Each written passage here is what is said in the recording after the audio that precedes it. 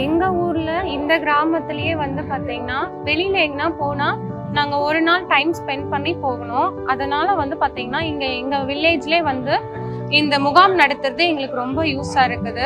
பெண்களுக்கு வந்து நிறைய யூஸ்ஃபுல்லா மகளிர் உரிமை தொகை, மகளிர் வந்து இலவச பேருந்து, இது எல்லாமே எங்களுக்கு உண்மையிலே வந்து நாங்க சந்தோஷப்பட வேண்டிய விஷயம். பெண்களுக்குன்னு ஒரு தனி மரியாதையும் தனி பாதுகாப்பும் அவர் எங்களுக்கு பண்ணி கொடுத்துருக்கிறாரு. மக்களுடன் முதல்வர் மூலமா மக்களோடவே அவர் வந்து பிரகாசமாவும் ஜொலிச்சிட்டு இருக்கிறாரு.